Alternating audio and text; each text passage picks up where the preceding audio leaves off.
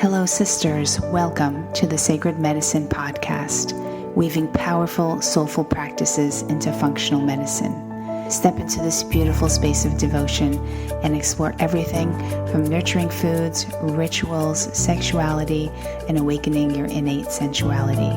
It is time to own your radiance. This is the Sacred Medicine Podcast.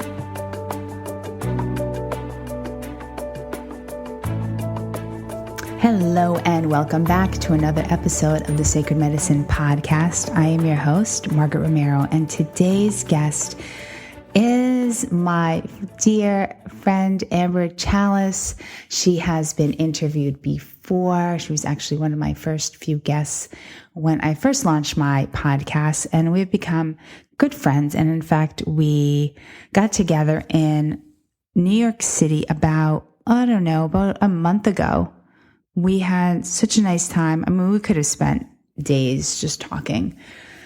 So today we're talking about slowing down and what that means for her, how she incorporates this into her life, and how we can all start slowing it down just a little and realizing the importance of slowing down in our lives rather than, just going like hectically through your day, rushing through it, doing one thing through another.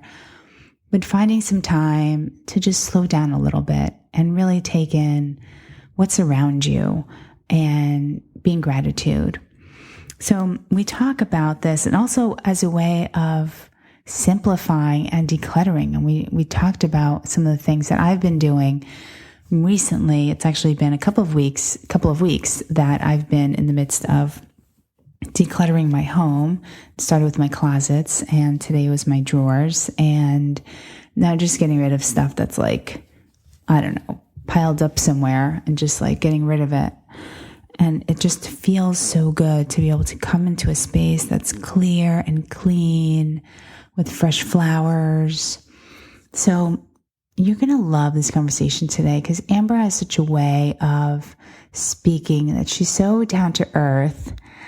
And it's like, she's talking her talk because even, how she lives her life and, she runs her own yoga studio and that keeps her busy. She's got a podcast as well.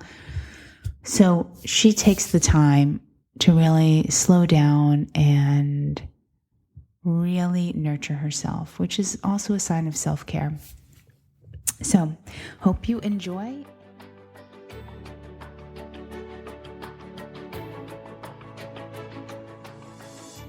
Hello and welcome back to another episode of the Sacred Medicine Podcast. I am your host, Margaret Romero, and today's guest is one of my good friends that I met from a past interview, Amber Chalus. Thank you so much, Amber, for being on the show today. I'm so delighted to be here. I feel like it was just yesterday I was chatting with you in real life, but I know it was longer than that. But I'm so grateful to have a chance to talk with you again and kind of follow up and visit. Yeah. So when was that? It was a month ago? Yeah, it'll be a month ago, right now. Oh my gosh, I think it'll be exactly a month. So a month ago, we met in New York City. She was coming into the city to visit some friends, including me. So we got to spend the afternoon chatting and having lunch, and it was so much fun. And it could have lasted for many more hours, I'm sure. I feel like the online world is interesting in that you can find the people that are your people. I feel like you and I would get along so well if we lived next door to each other, but we don't have that opportunity. So it's kind of like you cultivate the relationships online, and then you are able to just pick up where you left off in real life. You don't have to start from scratch and be like, oh, well, tell me what you do. It's just no, I know what you've been up to. Let's get deeper into more interesting conversations. Yes, it was so much fun. It was really great connecting. And we have to, not let many years go by until we meet in person again. Yes. We're going to have some amazing things coming up. Yes, we may have something really big coming up. Who knows? Maybe in 2019 or I'm sorry, 18. 2018. I mean, yes, I will go wherever. I live in a place where people go slow, they think slow, like not in a condescending way, but things happen on a slower pace. Mm-hmm. And I'm always excited to bring that energy to people who don't necessarily have it. Because anytime I've talked to you about your clients and the people you work with, everyone's rushing so quickly through their life. It's They go madness. to sleep one day and they wake up and they're like, oh my gosh, it's been 10 years since the last time I had a massage. And I don't Isn't even it? think that would be like an overstatement. Or even just tuning in with people's bodies, there's a superficial, oh yeah, I know that I'm hungry. Yeah, I know that I'm this. But to have that reminder to slow down, I feel like not like, I feel like it's kind of my specialty because I'm forced to, on the level of where I live and the people I'm surrounded by, I have to move slow. Traffic literally moves slow. Tractors are moving slowly on the road. I have to move slowly, but there's a magic in that, and vice versa. You bring so much magic to my life from like the lifestyle that you're living, and I love that we can kind of marry those together in what Mhm. we do and the work that we do.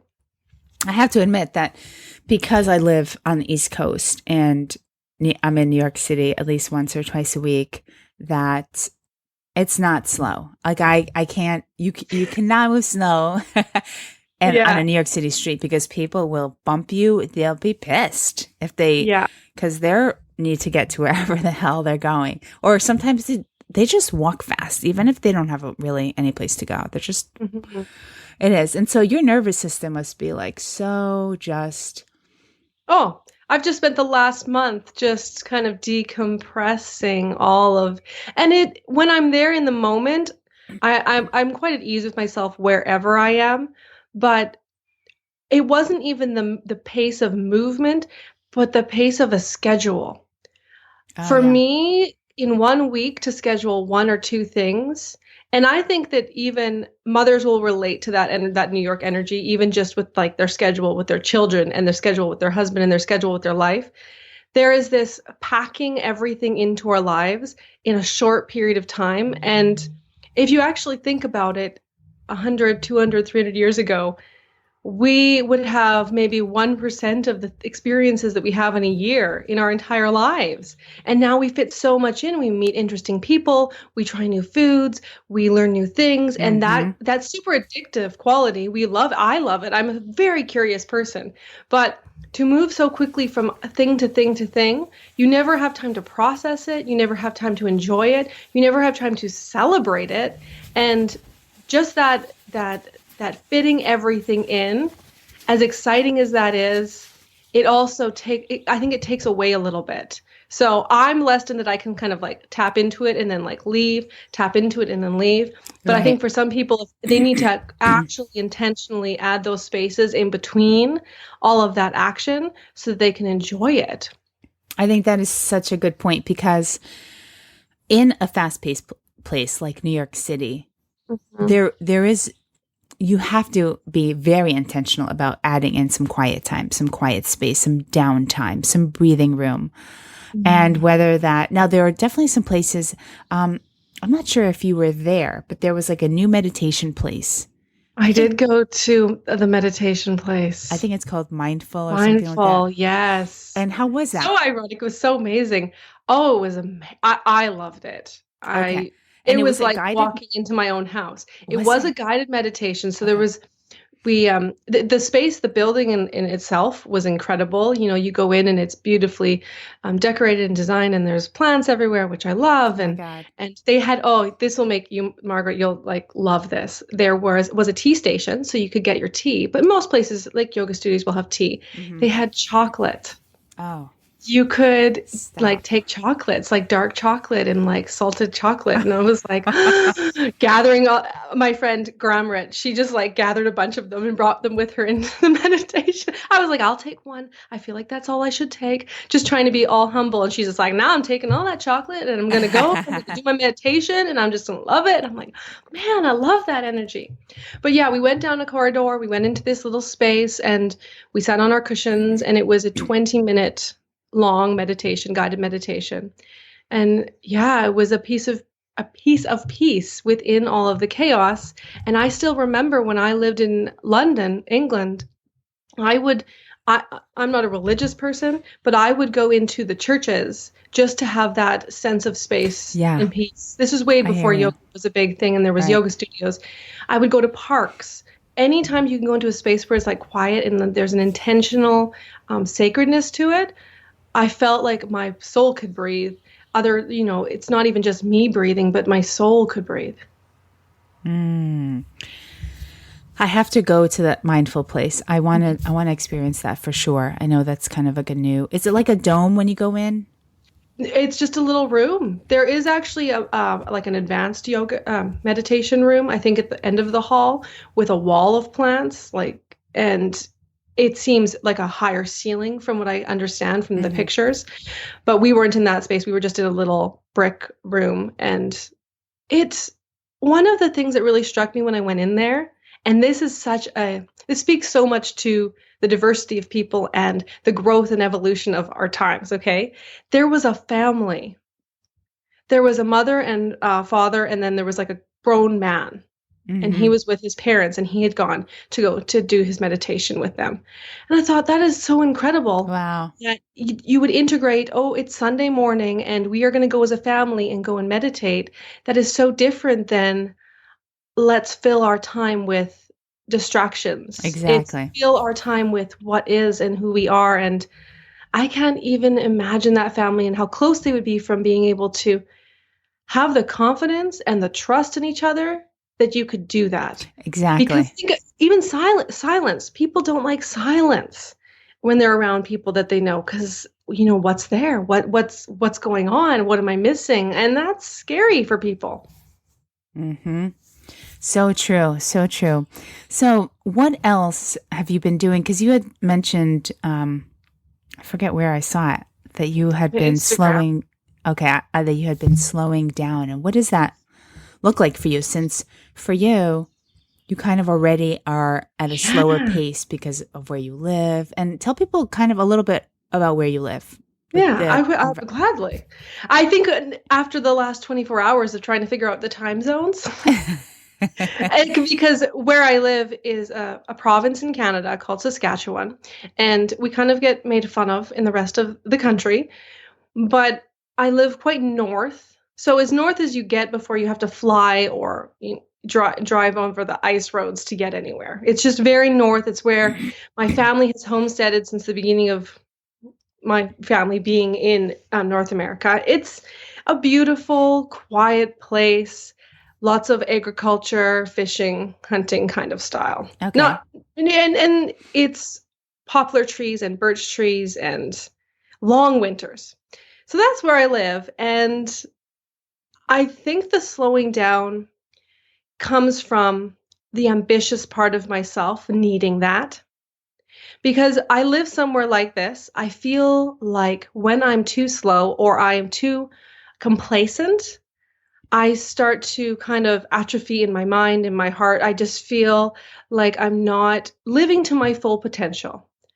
And everything that I do that comes from that. So I'm listening to audiobooks, or I'm reading books, or I'm listening to podcasts, or I'm doing podcasts, or I'm connecting with women, and I'm setting up, meeting up with all of these incredible people around the world and growing my business.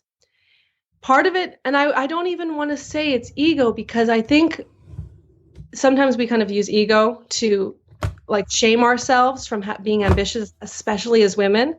I want to do more and be more. I want to do all that is possible for myself. So I turn my back on what is slow and what is simple so that I can achieve and become who I want to be, which is what a lot of us are striving to do. It's the only reason why we listen to these podcasts. We're like, okay, I want more from my life. And I think to not let your identity be tied into what you're achieving is the key here. When I'm out in nature and I'm moving slowly, like I've been trying to do more of in the last month, especially that the weather's changing. Right. It doesn't matter what social media following I have. It doesn't matter what people's opinion or review of me would be. I am simply part of nature. And that is when I'm at home. And then when I come out of that space and I want to create things and I want to cultivate connections, I have to have a balance of both of those energies. One being out in kind of like hermity and one being in the world and achieving things. Right. And for me, if I have one of them more than the other, and we all have it, it's the masculine and the feminine, one being receptive and one being more driven and being more out there, we need to have both of those. And for me, yeah, it after this winter of just kind of going and doing the podcast, I just realized that and I've thought about this when it comes to even my mom and her business. I was reaching for something that I already had, thinking that I would have it after I'd done all of the stuff, when really I could have it right now. If that makes any sense. Say that again. So, for example, there's probably women out there who are working in a career and they're thinking, okay, when I'm retired, I'm going to be able to do blank. Right. They own a business and it's like, when I get to this point, I'll be able to do this or take that break. And for me, the vision in my head would be slow mornings with my husband and having a coffee and just like enjoying myself and my life. Right. But I was stifling that part of my existence because I thought if I made more money or I had better connections or I was more successful in another way, I'll someday have that. And a lot of us do that. It's like someday I will have that peace and space that I think I want. Well, I know I want, that I need, but I'm going to delay it. I'm going to almost like keep it from myself and dangle it in front of myself on a carrot, in the future. Someday I will have that. And you don't know what's going to happen in the future. That may never come. It may come. And that's fantastic. But what if you could have it now?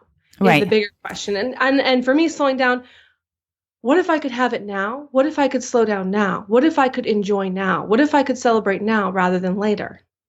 Yeah, I think a lot of people put things off like, no, I'm going to just work. And then, when I retire or when I'm whatever it is that in a year or in 2 years, I'm just going to work really hard. And then in 2 years, I'll plan a vacation. When maybe if there's a goal, like a financial goal, or they're trying to, bring their debt down and they're like, you know what, I'm just going to like balls to the wall. I'm working and I'm not going to go on any vacation, but you can maybe even plan like a weekend away or even one night, like go somewhere, drive like 2 or 3 hours away, spend a night or go visit a friend that's, that lives somewhere else. It doesn't have to be expensive, but waiting, I think, because God, it's like, you don't know what tomorrow will bring. It's so crazy. Yeah. And it's very much tied to, I always think of this conditional self-love as being completely epidemic among us here in this modern world. We want self-love and we think of self-love as being important and self-care, but it's conditional on us doing certain things or achieving certain things. Yes. And even when women are like, when I eat well for this amount of time, I'm going to let myself have a treat, or I'm going to do this for this amount of time and then I'm going to have this. I'm not saying that you should give yourself everything that you want in the moment all the time. That instant gratification of just filling yourself with things you don't need. The truth is, if you had that self-love and that self-care and it was unconditional and it wasn't based on what you've achieved, you wouldn't have to fill yourself with all the stuff. You would, and I've watched it happen many times, even with myself or with clients or other people. Things around them, even the clutter in their home, starts to fall away when they stop depending on those things for their value and for their personal self-worth. So when that is no longer a thing, you're not going to try and fill it with other stuff. You're not going to have to earn it in some way. And like even the most incredible people in this world, it's the process. It's the journey that they went through that inspires us most. It's never, they just woke up one day and they had $1 billion in their bank account. Anyone who has that kind of experience, you don't even know how to approach that. You don't see, there's no growth in that. There's no change in that. Right. But the process, which we're all avoiding, and the letting go of all of the things and the stuff and the need to please, there's so much beauty in that. Yeah, I just went through this whole big thing in my place, and I'm actually just finishing up today. Probably will be doing some other sections of my home, but I started with the closets. I did post something on Instagram, and just this morning I went through my panty and bra drawer and my sock drawer. And I'm like, nope, I never wear these socks. I hate these socks, or these feel super uncomfortable, or this bra doesn't fit anymore, or these panties, I can't even stand it. So, and there's like a section in my drawer that of like panties that I haven't worn in like, I don't even know how long. And I don't even know why they're even in there. So I tried on every single one, and I'm like, does this feel good or not? Is it too tight? Is it too small? Is it too big?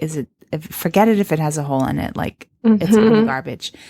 And it feels so good. Like my closets, there's room in there, and everything that I have, I love.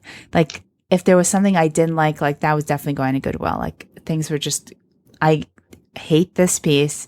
And so it's going, even though it's totally functional and it would probably look really cute on somebody else, or someone else might say, oh my God, that is such a cute dress, or whatever it is. I decided I am not keeping anything that I no longer want or like. So it is going. And I'm actually doing a little redecorating in my living room, just a little, just replacing one little carpet and a couple of, added some really cute pillows to my couch.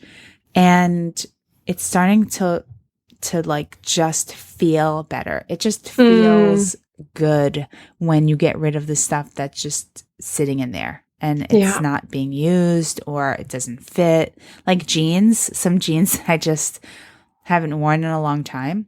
Nope. I'm just not going to wear these anymore. So I donated them to, I don't know, like maybe 8 pairs of jeans that I haven't worn. I've been like carrying them around for, I don't even know how long, like ridiculous. We all do this. I'm so glad. I wish I could come and see your house after, because I'm sure it'll feel so much better for you. And I had a woman who actually messaged me on Instagram saying, I noticed that your house is so beautiful and well branded, and it's so in tune with what you do. What was the process you went through to get it where it is? Oh. Did you do a vision board? Did you do this? Right. And I really did none of those things, but I will use the word intentional, really intentional. And I always ask myself, whenever it comes to any item in my home or around me, is it meaningful, or is it beautiful, or is it useful? Yeah. And if it's not one of those 3 things, I don't keep it around. And I do put things, I have, it's kind of like a halfway house. I will take items in my home that don't work anymore, or they put me on edge energetically and I just don't feel it. I'll put them down in the basement in a room. And it's kind of, if I don't go back for it at some point, whether it's a clothing item, I'll take something out of my closet, put it somewhere where it's harder to get. If I don't think in my mind, oh, that item is missing, that item I want, and go get it and actually put the energy to gather it and bring it back to use it, then it was never meant to be in that space anyways. So there's just all these items that are either ready to be donated, or they come back into the space when the season is right. But there's this idea, I think, that we desire pleasure, we desire joy, we desire happiness, and we've misplaced it in our stuff.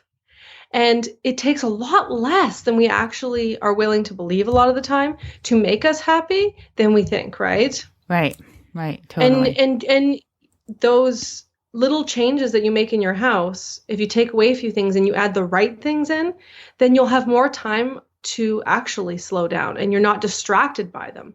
The amount of time people spend shuffling paper around their house, or like you said, moving those jeans from place to place. Okay, so say you're a busy woman in this world and you have a lot of stuff and you have a lot of emotional stuff and physical stuff and you just keep gathering it because you're trying to fill these voids. If you didn't have that stuff, you'd actually have space to slow down. Now, here's the bigger question at this point. If you have all these things distracting you and it's not actually something like you need to work in order to make money to feed your family, and it's not that, we're not talking about that. We're talking about you're filling your time, your schedule, and your house with stuff. If you could actually get rid of it, would it actually stay away, or would you fill those spaces again? And if you're not willing to actually have the space to slow down, why is it that you don't want to be still with yourself?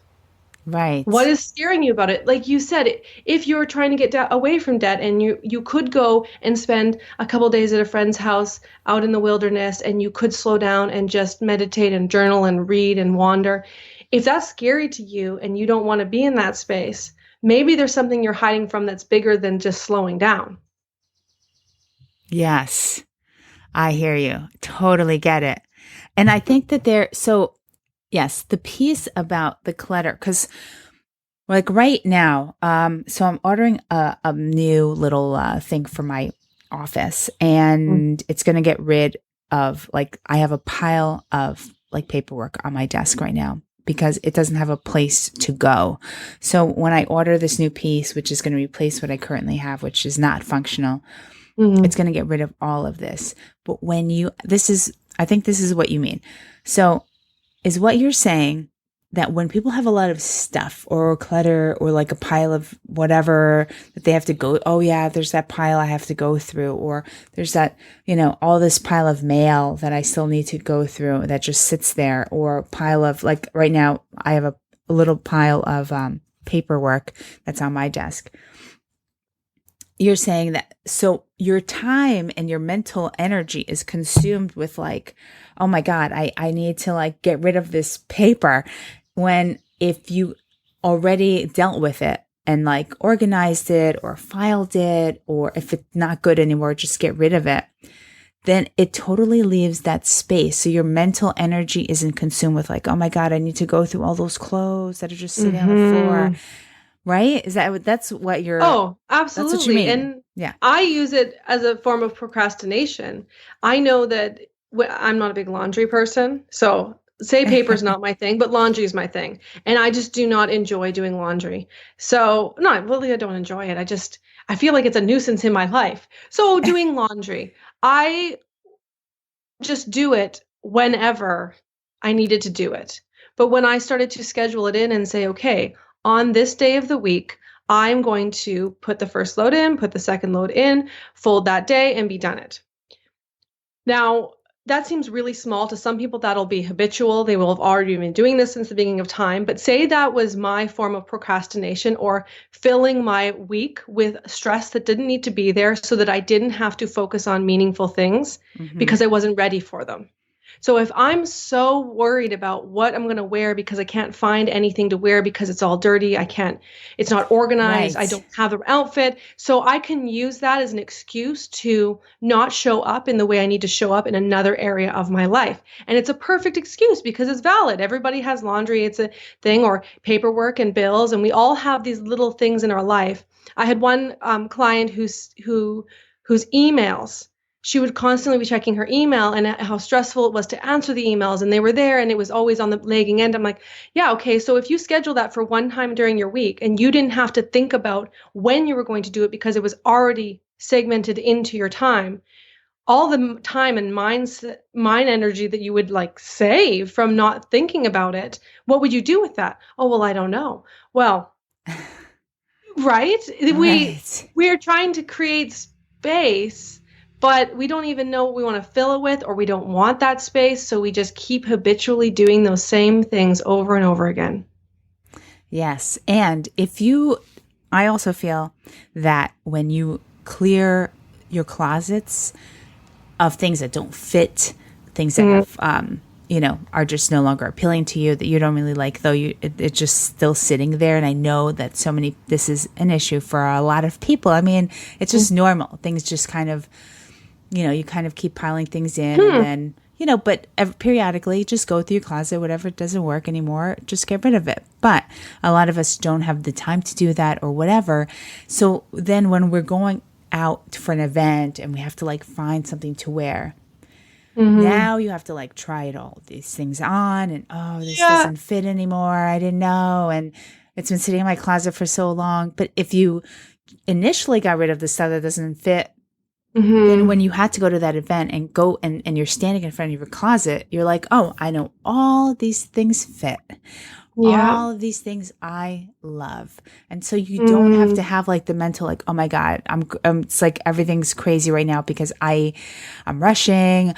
You know what I mean? Yeah. There's like so much energy that goes into needing to find something to wear. I mean, please, Yeah. right? Or food, even having food and having the food that you love in Yes. your house and Right. having the spices that you enjoy or having the plates you enjoy eating off of or the coffee cup that you love to use. And we maybe it's our desire to like not miss out and not fit in. We just constantly trying to fill this I need to be like other people or I need other people to like me. But really, if you think about going to a beautiful, simple spa, right? When you go into a spa and everything is there for a reason, or a hotel, a gorgeous, well run, well designed hotel, every item in that space is there on purpose. Every picture on the wall, every type of coffee or tea, everything, right? Right. Plants, the views out of the windows. And I think when I go into those spaces, I feel so at ease and so at peace. Yes. And this is not frivolous. And I think this is where people get lost. I mean, my mom owns a retail store and we've had home decor and for a very long time and I've helped buy and I've helped display and I've helped sell a lot of this stuff and people are always amazed at the way that my house is.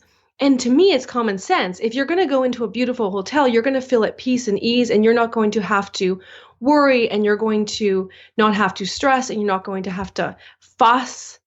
And Right. I think we think our own homes don't have to be that way, or they can't be that way. So, okay, so what? I've got all this extra clutter that was passed down to me that I don't actually enjoy having in my house. Or or those shoes that I never like wearing, but I should keep them because just in case and da da da da da, we tell ourselves stories. But because we're scared of, okay, if I don't have it, but we know deep down inside, intrinsically, like it, we don't need all that stuff. And everything that is beautifully placed and wonderfully placed and intentionally placed, those things bring us joy. What's stopping you from doing that? Right. Right. And I think it's time. It's like people just don't have the time. They're so consumed with just the daily, daily things of if they have kids or whatever, their jobs. And then things just pile up Yeah. and clothes pile up and bad and food is spoiling in the fridge. And do you know what I mean? And Yeah. So I have a question for you. Do you count this as self-care when you're taking this today to clear out all of the clothes and the stuff from your house that you don't need? yes, I cannot wait to right now. The entrance of where I live there's like piles. There's stuff that's recycling. There's garbage. There's, Goodwill. And then there's a bag that's of winter clothes that's going back. I have a tiny storage unit, because my cottage is, it's on the small side. I mean, it's adequate, but I certainly don't have room for like all the, I don't have closet space for all the winter coats plus all the spring coats. So I just have a small storage unit anyway, which I can't even stand. Can I just tell you, I can't even stand having it. I want to get rid of it. I'm like, why do I have all this stuff? But I have like camping gear and like that won't fit anywhere in this cottage. Like there's just no way. My tent and sleeping bag, cooking stuff, like all of that stuff. So I have a very tiny storage room, but I hate that I even have it, to be honest with you. So it is like self-care because it feels so good. And I just hired a new cleaning person, and she's actually coming in today after probably our call. She'll be coming in. And because the last one, I don't know, there was like, she seemed really angry. She seemed like pissed.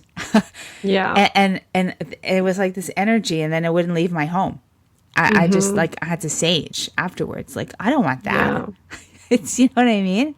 I totally know what you mean. And like I said about the hotel or even having items in your house that make you feel good energetically. And when I take things out that just don't feel right, the amount of times I put something on a shelf and I'm like, "Ugh," or, certain people come to your house and you're like, oh, I've even heard if you don't have sage, you just clap around your house and that will clear the energy. True. But yeah, this energy thing, this is for real. And I think I want to point out to people, because there's going to be people here who just do not understand what I'm talking about or what you're talking about. They're like, I don't care about that stuff. It doesn't. This really does have partly to do with values. If your values are not to feel at ease and at peace in the space that you have, then it's never going to be a priority for you. And you shouldn't be made to feel guilty if it does look a certain way, if it looks horrible. I'm just going to put that out right now. Mm-hmm. I'm just saying, for people who are sensitive or introverted at all, like me, or empathic or energetically sensitive, totally.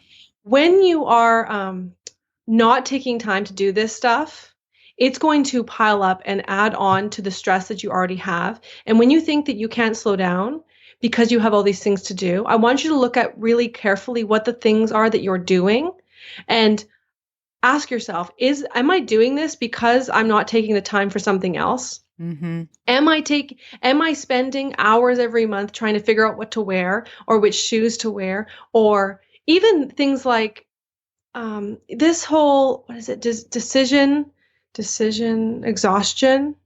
Is that what it's called?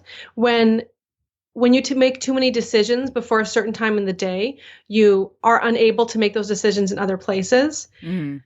I've heard this before. They say, okay, if you change your breakfast every morning and you give yourself the option to have any kind of breakfast, you think, okay, what am I going to have? Then you decide. And then you're like, okay, what am I going to wear? And then you decide. And then by the time noon comes around and someone says to you, hey, I have a really big business decision that I need you to make, and you're incapable of making it because you've already maxed out your willpower for the day.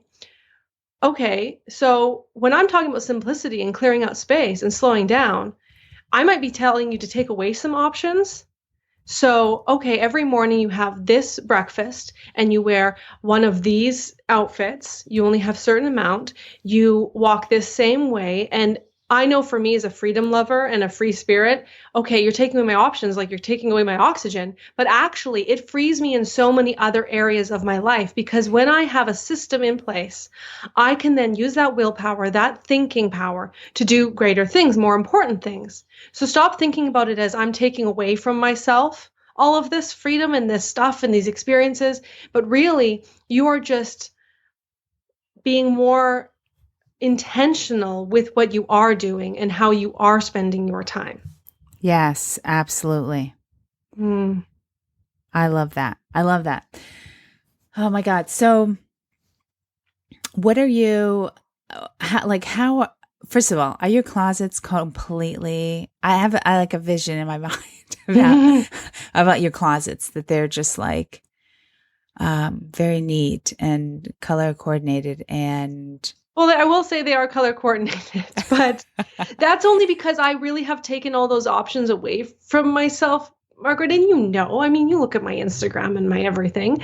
I guess I realized at the beginning of my journey, when I was starting teaching yoga and I was starting my own business, that a lot of the extra stuff I had and was doing and thinking, whether it was websites I was visiting, or just seriously, boxes and Tupperware of clothes that didn't fit that I had since I was 15, books that I didn't even enjoy or had meant nothing to me, journals that had really just things. I had so much stuff and so many distractions. Right. And so I'm telling you, if you backtracked 7 years or so, that's not what my closet looked like, and that's not what my life looked like. I would have that one broken hanger with that weird raincoat that meant, like, why do I have that raincoat? It's ugly. I don't like wearing it. It's uncomfortable. And I kept it for years. But it was so habitual, and it was so I just thought that was the only way. And then when I started practicing yoga and I started getting more intentional, I realized that I lost so much energy in all that stuff. Mm-hmm. So now my closet only has a very select amount of outfits that I can interchangeably wear. And I have my work outfits. And I actually heard someone say this once and I loved it. Almost like a superhero. When you put that certain outfit on, you feel like you are a superhero. You feel like you're putting your brand on. Yeah. And I really do feel that way. When I go to teach yoga and I put on my yoga clothes, I change, my energy changes, the way I think changes. And then I have my hangout clothes and I have this, and this. So I've taken away a lot of decisions from my life, and it's given me so much more space. And I know that seems like something that a lot of people will be scared to do. I'm not a big shopper. I know a lot of women around here, they'll drive 6 hours to IKEA and I'm not saying that beautiful things aren't important and you should have a very organized, gorgeous home. However, when you're doing that habitually and you're never actually taking away anything from your Right. life, Yeah. then you need to ask questions. Exactly. Mm-hmm.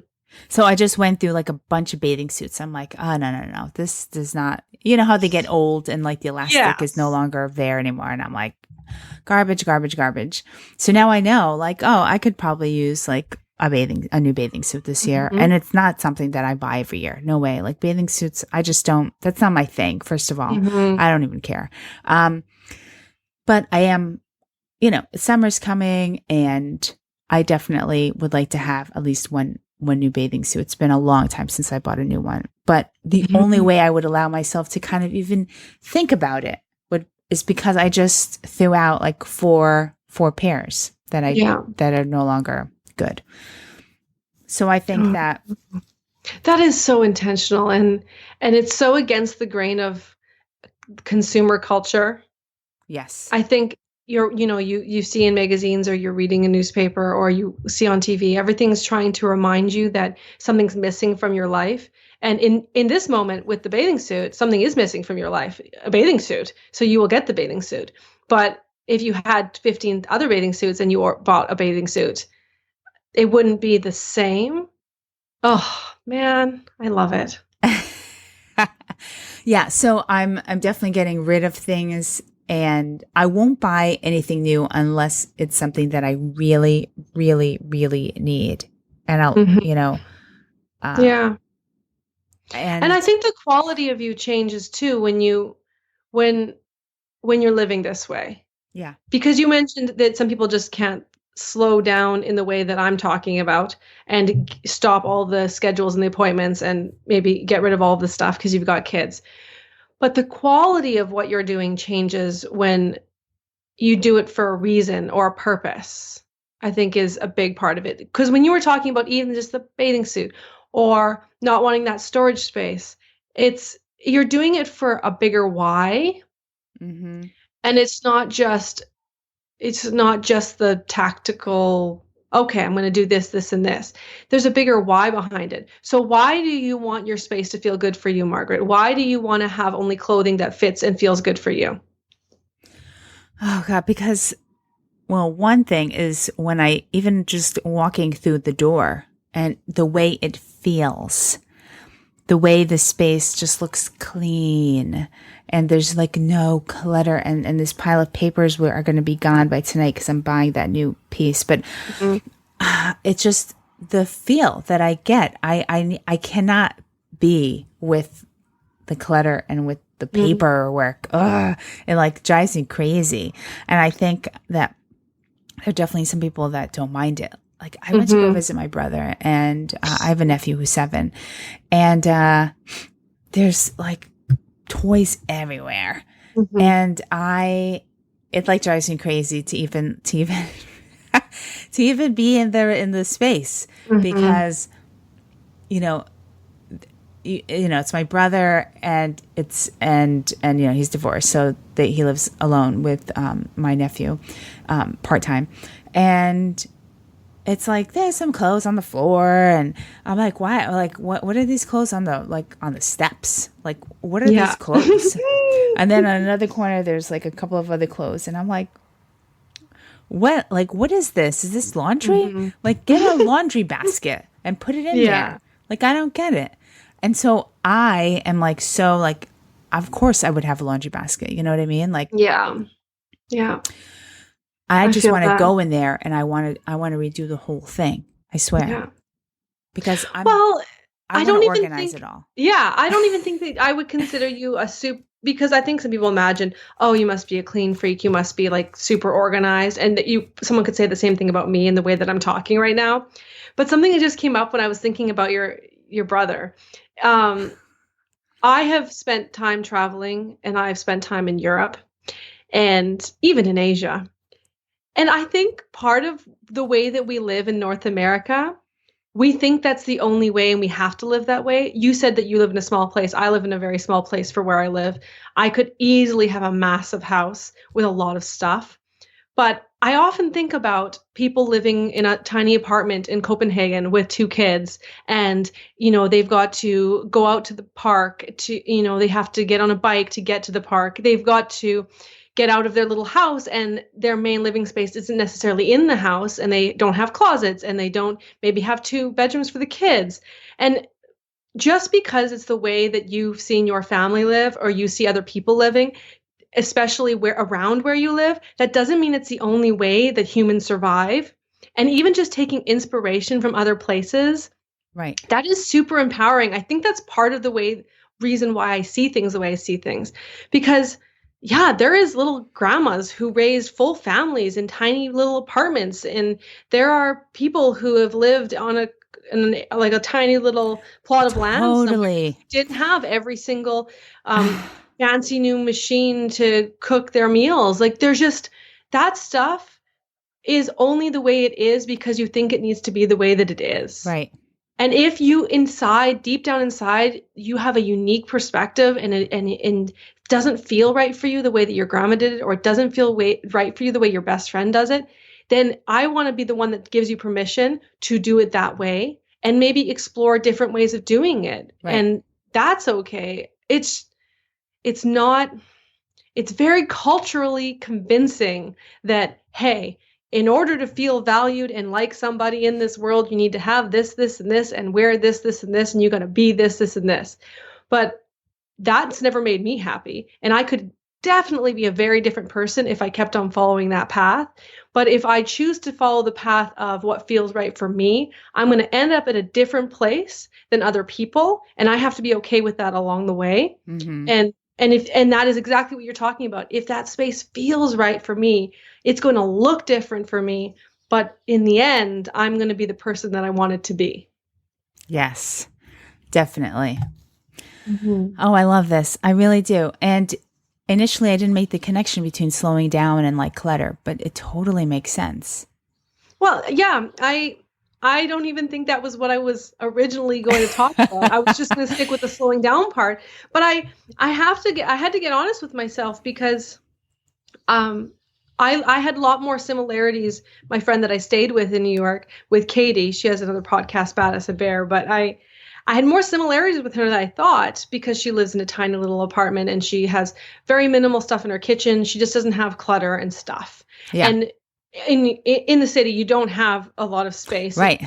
It's just not going to happen. Right. So she's living that way. And I'm thinking about the way that I live and I don't buy the clutter and the stuff and I'm not into all of that. And I will be happy to have my vehicle until like it can't be a vehicle anymore. I just don't want to whereas most people where I live, bigger houses, bigger yards, multiple vehicles, multiple boats, multiple this, and this. Right. And that's fine if that makes them feel really, truly good. But I don't think that that's necessarily the case. Right. So when I see women who are just standing on their own and choosing what they feel is best for them, that is more inspiring to me than just conforming to the way things are supposed to be to others.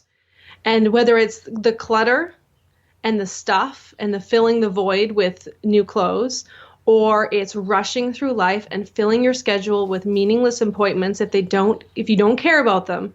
If it's living in a place that does not serve you, there'll be people who live in a city who would love living somewhere that was quieter and rural. And then people who live quiet and rural would love to be in the city. But whatever it is in our minds that has convinced us that we can't do it, I think that is like the biggest resistance we all have. And even with myself, it's really easy to be like, you know what, that's just the way everyone else is doing it. I should just go with everyone else and just do it the way they're doing it. And it's almost easier to not take this path. Ironic as that is, okay, slowing down should be the thing that no, slowing down is not the normal path. Right. That is not the celebrated path. It's not. So you actually need to be a bit of a rebel to do what we're talking about. Right. And if you like everybody thinking that you are so busy and so stressed and so crazy all the time and that makes you feel validated, fine. But if you know deep down inside that is burning you out, it's stressing you out, it's making you less of the person you really care about, then you need to rethink that. I have a yoga student and she's got purple hair. And I love that she has purple hair. And I love the way that she doesn't try and be like anyone else in the room. And I know deep down inside it's hard for her to not fit in, but I think it would be harder for her to try and fit in. And that is what we're talking about. Mm-hmm. I love that. I love that. And then, the less clutter you have and the less time you're like, oh God, I got to go through this pile of papers. The more time you have to like sit and maybe read that new book that you got, and just like enjoy your space and have some downtime and some quiet time rather than like frantic, like, oh my God, the pile of shit on the floor. Look at all the food in the fridge. It's like growing mold and do you know what I mean? So totally. And when you said sit down, I think too, slowing down, sitting down and being with who you are and figuring out who that is. A lot of women I talk to, when I say, who are you? Tell me what you believe in, what you want, where you're going. We've been on this hamster wheel for so long that we don't even know what that is. And if you don't slow down and actually check in, what makes me happy? What feels good for me? We might be saying this to you, do what feels right, and you don't even know what that is yet because you've been so convinced of otherwise, that you are something else. So to slow down and actually start checking in with yourself and reading those books you used to love to read, or painting, or that stuff is going to bring you closer to yourself. And then when you're closer to yourself, you're going to be able to live the life that you want to live, really, the one that is meant for you. Yeah. If you don't slow down, I always have this image in my head of climbing a ladder. So you spend your whole life climbing this ladder, and you're going to get to the top of that ladder and realize that you're at the top of the wrong building. You're going to be like, oh, This is not the building that I wanted to be at the top at, but because I just started climbing and I just kept climbing it, I thought, if I could just keep climbing, I would get somewhere, but it's not the place you wanted to be. Maybe if you had stopped long enough to turn around, you'd realize that there's a mountain, a gorgeous, beautiful green mountain, and that instead of climbing that ladder, you would walk up that mountain. When you get to the top, you're like, oh yeah, this is where I wanted to go. So one is just mentally, physically doing, climbing, getting stuff and just filling your life with stuff. Or the other one is taking a step, seeing how it feels. Taking a step, seeing how it feels. Right. Oh, I love this conversation. Oh my gosh. Mm-hmm. Well, I hope it's inspired for those of you listening. If you are ready to clean out that closet or, and you don't have to do it all in one weekend if you don't want to. I mean, this has actually been a process that started weeks ago for me, and I'm still doing it. So today it was my panty drawer, my socks, and my bras, which I ditched out, and I was like, oh God, I hate this bra. You know what I mean? And they were like, done, they're gone. So now I'm like reevaluating. I'm like, oh, okay, I can actually get like a nice lingerie set. If I'm out and I see something, I don't have to go out and buy it. If I, like right now, I have a couple. I don't even need to actually. If I don't even want to, it's fine. I don't need to add on to more things. The bathing suit, probably should think about looking into doing that. Mm-hmm. But if it has inspired you, maybe take some time. Do one closet or one drawer. That's all, and then next week and maybe do another drawer, and then donate the clothes if they have holes or if they're like really worn, just throw them out and clear up some space. I think it'll bring in so much, just this, not only space, but like peace, and you'll just feel really good about the space that you live in. I completely agree. And I think I'm going to do exactly what you're saying, Margaret. I'm going to just one step at a time. And one question I'm going to ask myself, and I invite everybody else, when you're looking at the way you're spending your time or, dealing with this clutter, maybe you do what Margaret's saying, and then like 2 weeks from now, all of a sudden that pile's there again. I want you to look at your days and the things that you're doing and ask yourself, am I doing this for me? Or am I doing this so that other people like me? Am I doing, when Margaret's talking about changing her bathing suit, she's not saying, okay, is this going to make me society's perfect woman? She's saying, is this going to make me feel better? So when everything that you're doing, is this for me? Is this to make myself feel better? Truly? To feel like the way I want to feel? Or am I doing this so that I can look better from the outside to other people? Right. Right. Totally. Yes. Oh, Amber, I can talk to you for days. Thank you so much. Someday you will. Someday we'll be escaping somewhere and you can tell me all your beautiful things. That's right. That's right. Oh my God. More on that. I mean, we definitely have to really discuss that. Maybe, somewhere tropical for the winter of 2018, like February or something, March. February, March 2018. I would love to meet some of your listeners and my listeners in real life. That would be fantastic. So great. So great. All right. Well, we have to talk more about that. All right. So how can people find you? Well, I would love to connect with any of your listeners who enjoyed this episode or my past episode with you, Margaret. I really enjoyed it. You can find me on Instagram at Amber Chalus or on my website, amberchalus.com. I also have a podcast called the Liberated Woman Podcast. Love it. And you can find that on iTunes. I interview incredible women who live a life of freedom. And if you are interested in anything like that, then you're going to love the show. Great. Well, thank you so much. And we'll talk soon. Well, I hope you love this interview and it's inspired you to maybe simplify your life a little, slow down, maybe clean out those closets or that stack of papers that's on your desk right now. And we do have actually a very special bonus episode that we recorded live in New York City, where Amber and I were just chatting about all kinds of things. And if you'd love to listen in, head on over to margaretromero.com/bonus episode for that. And to learn more about Amber, you'll find that at margaretromero.com/episode 30. I will see you all next week. Have the most beautiful weekend and love to you all.